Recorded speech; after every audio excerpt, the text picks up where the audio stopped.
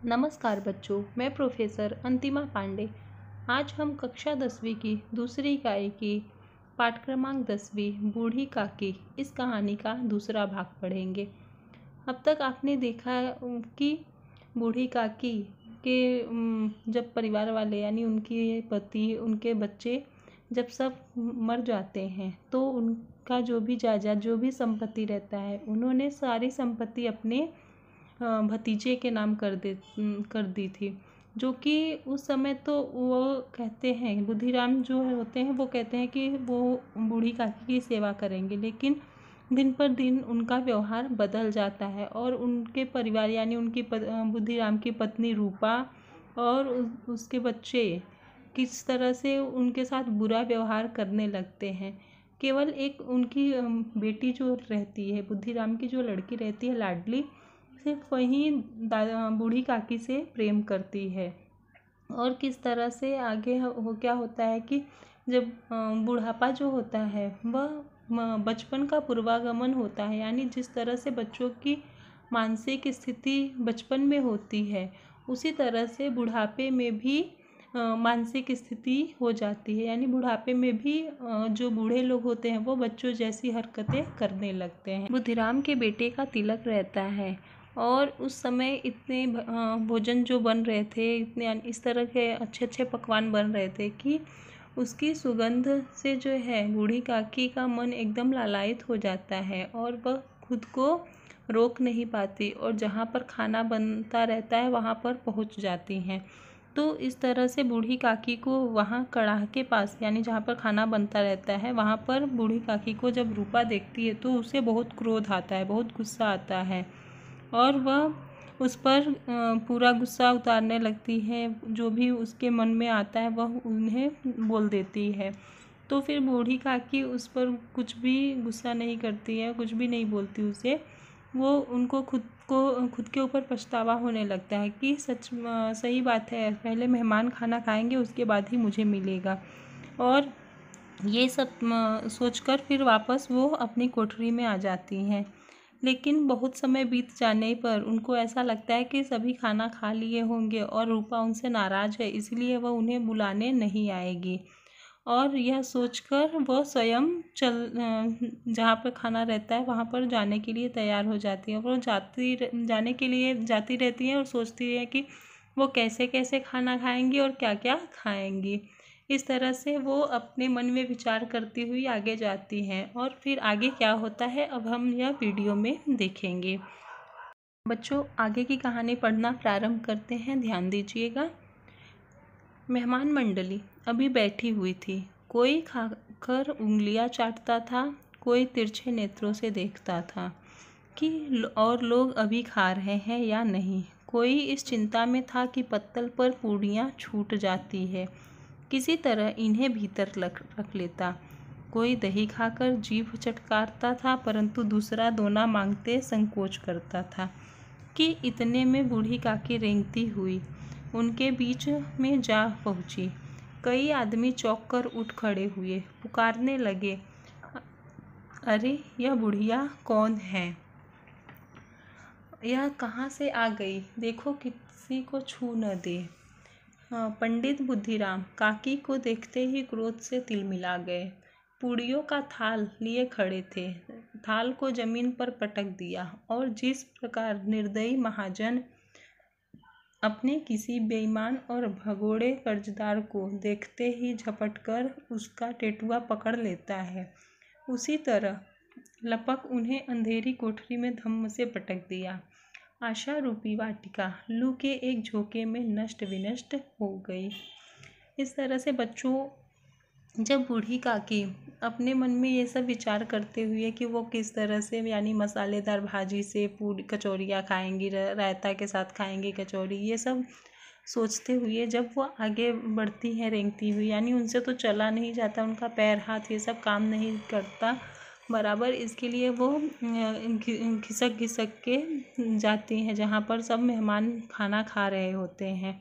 फिर वहाँ पर मेहमान जो खाना खा रहे थे वो भी मतलब इतने अच्छे स्वादिष्ट भोजन बने हुए थे, तो सब एकदम चटकारे लेकर खा रहे थे।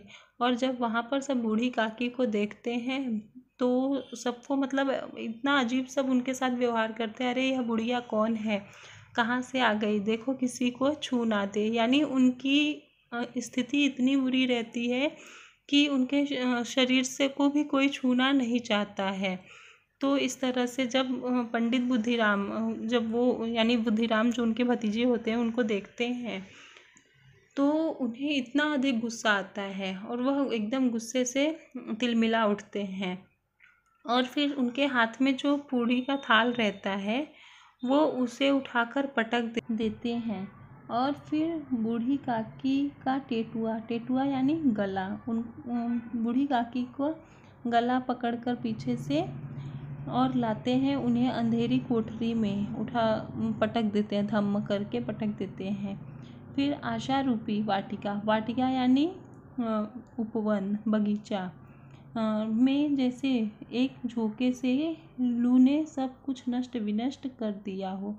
यानी बूढ़ी काकी ने जो मन में अपने विचार पाल रखे थे कि वो किससे क्या खाएंगी, इस तरह से उन्हें ऐसा लगा जब बुद्धिराम ने उनके साथ ऐसा व्यवहार किया तो ऐसा लग रहा है जैसे उनके जो विचारों का वाटिका उन्होंने अपने मन में बनाया था वो एक पल में ही सब समाप्त हो गया। नष्ट विनष्ट होना यानी समाप्त हो जाना। फिर आगे का परिच्छेद हम पढ़ेंगे बच्चों, ध्यान दीजिएगा।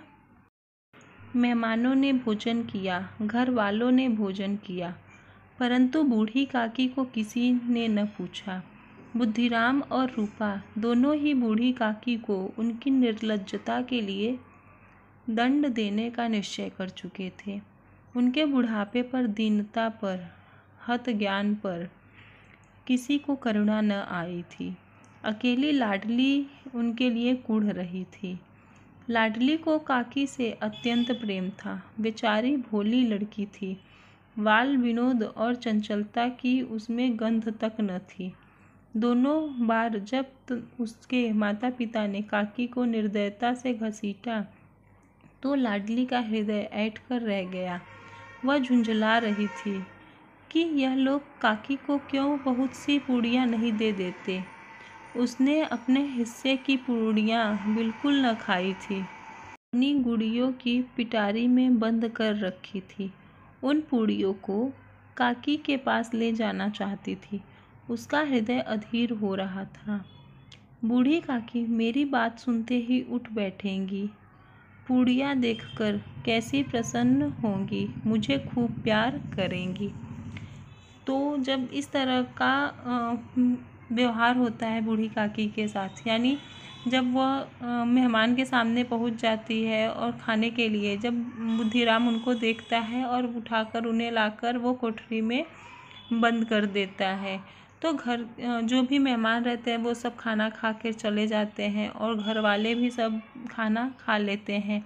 लेकिन बूढ़ी काकी की दीनता पर उन पर किसी को उनकी बूढ़ी काकी की दीनता पर, हत ज्ञान यानी बेसुध, यानी जो वो इस तरह से किसी को करुणा उन पर नहीं आती है। यानी उन्हें बूढ़ी काकी पर किसी को दया नहीं आती है। और सिर्फ अकेली जो लाडली रहती है यानी बुद्धिराम की जो लड़की रहती है, सिर्फ वही उनके लिए अंदर से ही अंदर परेशान हो रही थी, अंदर ही अंदर से कूढ़ रही थी। लेकिन क्या होता है, कोई भी बूढ़ी काकी का ध्यान नहीं देता। लाडली जो थी वह उनसे अधिक प्रेम करती थी, इसके लिए वह सोच रही थी कि जो भी उसके हिस्से में पूड़ी जो भी उसे मिला था खाने के लिए वो कुछ भी नहीं खाती है और अपनी गुड़िया जिसमें रखती है, अपनी गुड़िया का पिटारी यानी जिसमें वो अपने खिलौने वगैरह रखती है, उसी बॉक्स में उन्होंने सभी पूड़ियों को छुपा दिया था कि जब बूढ़ी काकी के पास जाएगी वो तब उन पूड़ियों को उन्हें देगी और वो देखकर पूड़ियों को बूढ़ी काकी कितनी खुश होंगी और फिर वह उन्हें बहुत प्यार करेंगी। ऐसे ऐसे विचार वह अपने मन में सोचती रहती है। जो भी और लाडली को हमेशा जब उनके माता पिता उसके साथ बूढ़ी काकी के साथ बुरा व्यवहार करते हैं तो उन्हें अपने माता पिता के ऊपर भी गुस्सा आता है।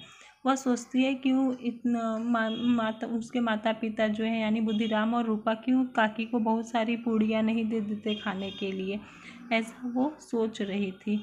लेकिन वह कुछ भी नहीं कर सकती थी क्योंकि वह छोटी बच्ची थी। इसके लिए उसने अपने सारे हिस्से की पूड़ी को छुपा कर रखा बूढ़ी काकी के लिए, और वो सोचती जब ये उन्हें देखेंगी तो कितनी खुश होंगी और उन्हें बहुत सारा प्यार करेंगी। फिर आगे हम देखते हैं कि क्या होता है। रात के 11 बज गए थे। रूपा आंगन में पड़ी सो रही थी। लाडली की आंखों में नींद न आती थी। काकी को पूड़ियाँ खिलाने की खुशी उसे सोने न देती थी। उसने पूड़ियों की पिटारी सामने ही रखी थी। जब विश्वास हो गया कि अम्मा सो रही है तो अपनी पिटारी उठाई और बूढ़ी काकी की कोठरी की ओर चली। सहसा कानों में आवाज़ आई, काकी उठो, मैं पूड़ियाँ लाई हूँ। काकी ने लाडली की बोली पहचानी, चटपट उठी बैठी, दोनों हाथों से लाडली को टटोला और उसे गोद में बैठा लिया। लाडली ने पूड़ियाँ निकाल कर दी। जब क्या होता है, सब लोग खाना खाकर सो जाते हैं तो रात को 11 बज रहे होते हैं और रूपा भी सो जाती है, लेकिन जो लाडली होती है उसकी आंखों में नींद नहीं आती क्योंकि उसे तो बूढ़ी काकी की चिंता हो रही थी और उसे बूढ़ी काकी को वो पूड़ियाँ खिलाने की खुशी थी कि जो उसे सोने नहीं दे रही थी। और फिर उसने जिसमें पूड़ी रखा था वह पिटारी भी उसने अपने सामने ही रखा था। पिटारी यानी बॉक्स, संदूक के जैसा रहता है। जब उसे विश्वास हो गया, यानी जब लाडली को यह निश्चय हो गया, यह विश्वास हो गया कि अम्मा यानी रूपा सो चुकी है, तब वह धीरे से उठती है और बूढ़ी काकी के पास जाती है और फिर आवाज़ लगाती है कि उठो काकी, मैं तुम्हारे लिए पूड़ियाँ लाई हूँ। बूढ़ी काकी को तो वैसे भी बहुत भूख लगी रहती है, इसके लिए उन्हें नींद नहीं आती और वह आवाज़ सुनकर ही फटाफट उठ जाती हैं और फिर अंधेरे में लाडली को ऐसे टटोलती है, हाथ से टटोलती है और उन्हें पकड़कर अपने गोद में बैठा लेती है और फिर लाडली उन्हें पिटारी से पूड़ी निकाल कर देती है। फिर काकी ने पूछा, क्या तुम्हारी अम्मा ने दिया है? लाडली ने कहा, नहीं, यह मेरे हिस्से का है। काकी पूड़ियों पर टूट पड़ी। 5 मिनट में पिटारी खाली हो गई। लाडली ने पूछा, काकी पेट भर गया? जैसे थोड़ी सी वर्षा ठंडक के स्थान पर और भी गर्मी पैदा कर देती है, उसी भांति इन थोड़ी पूड़ियों ने काकी की क्षुधा और इच्छा को और भी उत्तेजित कर दिया था। बोली, नहीं बेटी, जाकर अम्मा से और मांग लाओ। क्षुधा यानी भूख, अतृप्ति।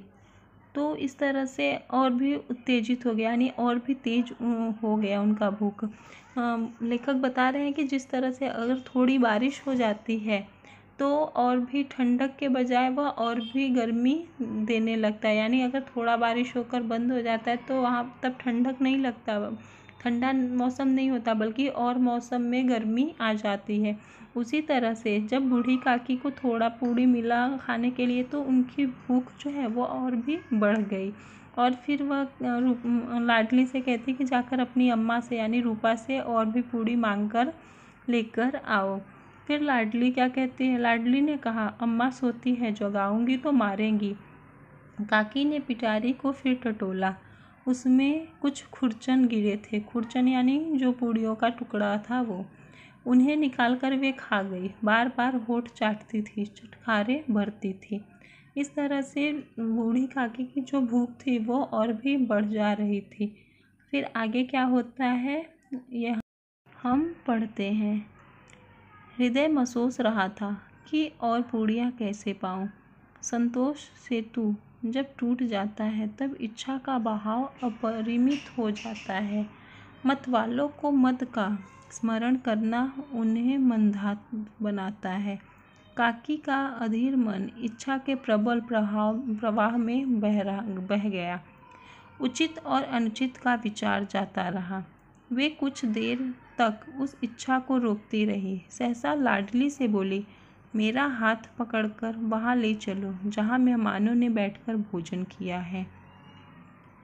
लेखक बता रहे हैं कि बूढ़ी काकी को अंदर से बहुत ही अधिक इच्छा हो रही थी और पूड़ी खाने की, और उनका हृदय जो था वह बहुत महसूस रहा था, यानी उनके हृदय में बहुत उमंगें उठ रही थी, लेकिन कि पूड़ियाँ कैसे पाऊँ, लेकिन वो नहीं, पूड़ियाँ नहीं उन्हें मिल पा रहा था। जो उनकी संतोष सेतु थी, यानी जो संतोष की सीमा थी, सेतु यानी बांध, जो सीमा थी वह एकदम टूट जा रही थी, और उनके जो इच्छा था, उनकी इच्छा का बहाव जो था वह और भी अधिक तेजी से होता चला जा रहा था। तो और बूढ़ी काकी अंदर से अंदर एकदम अधीर हो रही थी, यानी उनको बिल्कुल भी धैर्य नहीं था कि वो अपने आप को पूड़ी खाने से रोक पाए। और अंत में जब वो खुद को नहीं रोक पाती हैं, तो क्या सही है, क्या गलत है, क्या उचित है, क्या अनुचित है, ये सब उन्हें, इस सब से उनका विचार जो है समाप्त हो जाता है, और वह लाडली से कहती हैं कि जहाँ पर सबने भोजन किया है वहाँ पर उन्हें ले चलो। यानी लेखक के कहने का अर्थ है कि वो जब बूढ़ी काकी को पेट भर भोजन नहीं मिल पाता, तो वो लाडली से जहाँ मेहमान भोजन किए हैं वहाँ पर ले जाने के लिए कहती है।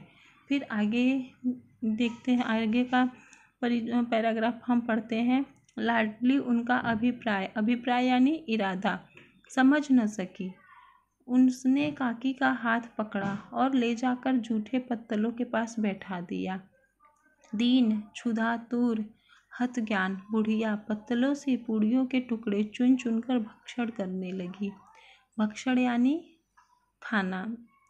ओह, दही कितना स्वादिष्ट था, कचौड़ियाँ कितनी सलोनी, खस्ता कितना सुकोमल। काकी बुद्धिहीन होते हुए भी इतना जानती थी कि मैं वह काम कर रही हूँ जो मुझे कदाचित नहीं करना चाहिए। मैं दूसरों की जूठी पत्तल चाट रही हूँ, परंतु बुढ़ापा, तृष्णा यानी प्यास, रोग का अंतिम समय है, जब संपूर्ण इच्छाएं एक ही केंद्र पर आ लगती है। बूढ़ी काकी में यह केंद्र उनकी स्वादेंद्रिया थी। बूढ़ी काकी का अभिप्राय यानी उनका इरादा क्या था, वह लाडली नहीं समझ पाती है, और उन्हें जहाँ पर सब मेहमान खाए हुए थे और उनका पत्तल सब फेंका हुआ था, जूठा पत्तल, वहाँ पर लाकर उनको बैठा देती है। तो बूढ़ी काकी सबके जूठे पत्तलों से जो भी बची हुई सब्जियाँ थी, दही के दोने थे, कचौड़ियाँ पूड़ियाँ जो भी बची हुई थी, वो सब खाने लगी, और मन में अपने कहने लगी क्या कितना अच्छा है, ये सब करके वह खाने लगती है। उनको ये पता था कि जो वह कर रही है वो गलत है, लेकिन फिर भी वो खुद को रोक नहीं पाते, क्योंकि उनकी अंतिम इच्छा जो थी वो स्वादेंद्रिया थी। उनका सारा केंद्र जो था वह उनकी स्वादेंद्रियों पर अटक गया था, इसलिए वह खुद को नहीं रोक पाती और वह खाने लगती हैं। फिर आगे क्या होता है, रूपा क्या करती है, आगे हम वो अगले परिच्छेद में पढ़ते हैं। ठीक उसी समय रूपा की आंखें खुली। उसे मालूम हुआ कि लाडली मेरे पास नहीं है। वह चौंकी, चारपाई के इधर उधर ताकने लगी कि कहीं नीचे तो नहीं गिर पड़ी। उसे वहाँ न पाकर वह उठी तो क्या देखती है कि लाडली जूठे पत्तलों के पास चुपचाप खड़ी है और बूढ़ी काकी पत्तलों पर से पूड़ियों के टुकड़े उठा कर खा रही है। रूपा का हृदय सन्न हो गया। परिवार का एक बुजुर्ग दूसरों की झूठी पत्तल टटोले, इससे अधिक शोकमय दृश्य असंभव था। पूड़ियों के कुछ ग्रासों के लिए उसकी चचेरी सास ऐसा पतित और निकृष्ट कर्म कर रही है, ऐसा प्रतीत होता मानो जमीन रुक गई, आसमान चक्कर खा रहा है, संसार पर कोई आपत्ति आने वाली है। रूपा को क्रोध न आया। शोक के सम्मुख क्रोध कहाँ, करुणा और भय से उसकी आंखें भर आई। इस अधर्म के पाप का भागी कौन है? उसने सच्चे हृदय से गगनमंडल की ओर हाथ उठाकर कहा, परमात्मा मेरे बच्चों पर दया करो, इस अधर्म का दंड मुझे मत दो, नहीं तो मेरा सत्यानाश हो जाएगा। फिर बच्चों, जब बूढ़ी काकी जूठे पत्तलों से सभी भोजन को उठाकर खा रही थी, तो जब अचानक से रूपा की आँख खुलती है और उसे ऐसा लगता है, उसे मालूम होता है कि उसकी बेटी लाडली उसके पास नहीं है। तो पहले वो सोचती है शायद से वो नीचे तो नहीं गिर गई, और फिर जब वह नीचे भी टटोलती है, देखती है नहीं रहती है, तब फिर वह उठती है। और जब वह उठती है तभी देखती है बाहर जहाँ पर जूठे पत्तल फेंके हुए हैं वहाँ पर रूपा खड़ी है। और फिर बूढ़ी काकी को वह जूठे पत्तलों से उठा भोजन, जो भी बचा हुआ भोजन रहता है, वह उठाकर खाते हुए देखती है। तो एकदम उसको ऐसा लगता है कि जैसे उसका हृदय एकदम सन्न हो गया हो, यानी उसका हृदय एकदम शांत हो जाता है। और फिर वह पश्चाताप करने लगती है, पछताने लगती है कि सब लोग, इतने लोग ने भोजन किया, और परिवार का एक बुजुर्ग था जो कि उनकी चचेरी सास लगती थी, उन्होंने भोजन नहीं किया। एक पूड़ियों के ग्रास के लिए उन्होंने इतना मतलब बुरा कर्म किया है, यानी उनको उसने ऐसा नहीं खाना नहीं दिया, और वह सबका जूठा भोजन कर रही है। यह दृश्य जो है, यानी यह दृश्य किसी शोकमय दृश्य से कम नहीं है। रूपा को खुद के ऊपर बहुत बहुत बुरा लगता है उसे, और उसे अपने करने पर बहुत पछतावा होता है। और फिर वह उन्हें ऐसा लगता है कि इसका दंड जो है उसके बच्चों को मिलेगा। इसके लिए वह क्या करती है, भगवान आसमान की ओर अपने हाथ को उठाकर भगवान से प्रार्थना करती है कि हे भगवान, मुझे माफ़ कर दो, इसकी सज़ा मेरे बच्चों को मत दो, ऐसा बोलती है। उसको ऐसा लगता है जैसे संसार पर कोई आपत्ति आने वाली हो, कोई विपत्ति आने वाली हो, और कहती है कि इस तरह से अगर इस अधर्म का दंड मिलेगा तो सब सत्यानाश हो जाएगा, यानी सब कुछ समाप्त हो जाएगा। फिर आगे क्या होता है ये हम पढ़ते हैं, बच्चों ध्यान दीजिएगा। रूपा को अपनी स्वार्थपरता और अन्याय इस प्रकार प्रत्यक्ष रूप से कभी न दिख पड़े थे।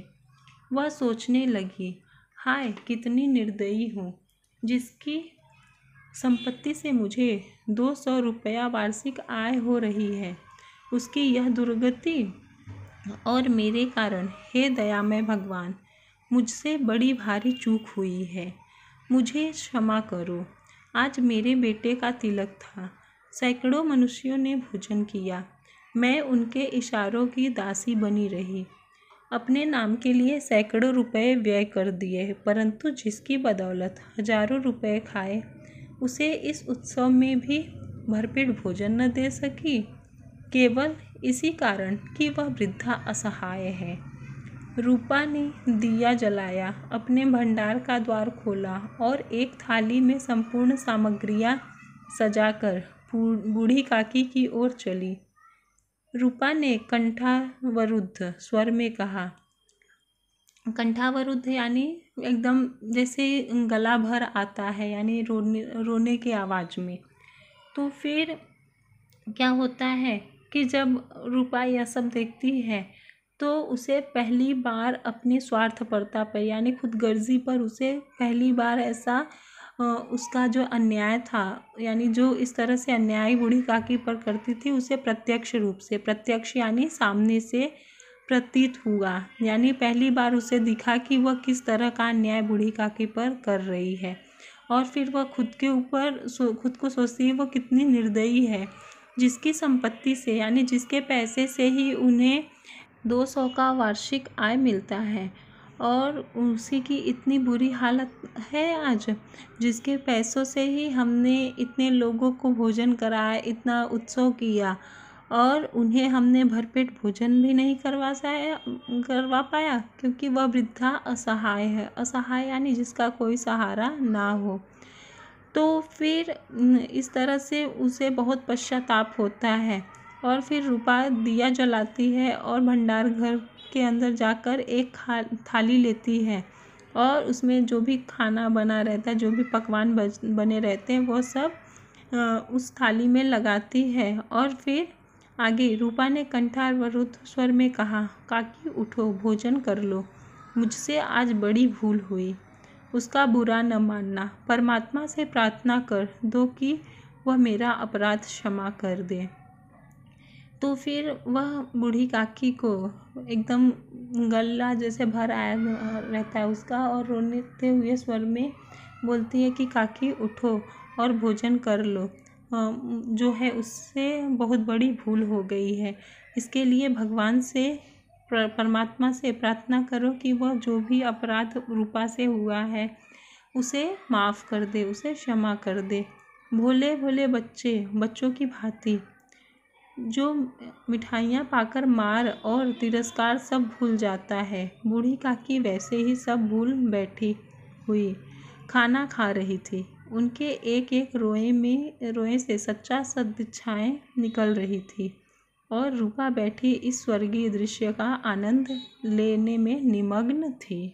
फिर क्या होता है बच्चों, जिस तरह से एक बुजुर्ग छोटे बच्चे होते हैं जो कि अगर कोई भी कितना उन्हें मारे डांटे, लेकिन वो मिठाई पा जाते हैं या फिर उनकी कुछ भी जो पसंदीदा चीज़ें होती है वो पा जाते हैं, तो वो सारा जो भी गुस्सा होता है वो सब भूल के एकदम मग्न हो जाते हैं। उसी तरह से बूढ़ी काकी भी जब खाना पा गई तो उन्हें जो भी रूपा का व्यवहार था उनके साथ वो सब भूल कर वो खाना खाने में मग्न हो जाती है। और रूपा जो है वह उनको खाना खाते हुए देखकर इस स्वर्गीय दृश्य यानी उसको ऐसा लग रहा है जैसे कोई स्वर्ग में स्वर्ग का नज़ारा हो, और फिर उन्हें देखने में एकदम मग्न हो जाती है। इस तरह से कहानी समाप्त होती है 21 श्रेष्ठ कहानियाँ से। प्रेमचंद जी के 21 श्रेष्ठ कहानियों में से यह एक कहानी है जो कि जिसका नाम बूढ़ी काकी है। तो इस तरह से बच्चों इस कहानी से हमें यह सीख मिलती है कि हमें भी बूढ़े दीन दुखी लोगों की सहायता करनी चाहिए, न कि उनका निरादर करना चाहिए। क्योंकि अगर हम उनका आदर करेंगे, उनका सम्मान करेंगे तो भगवान भी हमारे ऊपर खुश होंगे। अगर हम उनका निरादर करेंगे, उनका सम्मान नहीं करेंगे तो भगवान भी हमसे रुष्ट हो जाएंगे, वो भी हमसे नाराज़ हो जाएंगे, और फिर वो हमें जैसी हमारी करनी होगी उसका फल भी हमें वो ज़रूर देंगे। इसके लिए हमें बुजुर्गों का सम्मान करना चाहिए, क्योंकि वो आदर और सम्मान के पात्र होते हैं, दया के नहीं। इसलिए हमें उनका आदर और सम्मान करना चाहिए और उनकी सेवा हमेशा करती रहनी चाहिए, क्योंकि बुढ़ापा सबका आता है, कोई भी हमेशा बच्चा या जवान नहीं रहता, क्योंकि बुढ़ापा जो है वह हर एक के ऊपर आने वाला है। इसीलिए हमें यही सोचकर सभी बूढ़ों का सम्मान करना चाहिए और उनकी इज्जत करनी चाहिए, उनका आदर सत्कार करते रहना चाहिए। यह बूढ़ी काकी पाठ जो है वह समाप्त हुआ। अब हम अगले वीडियो में मिलेंगे। धन्यवाद बच्चों।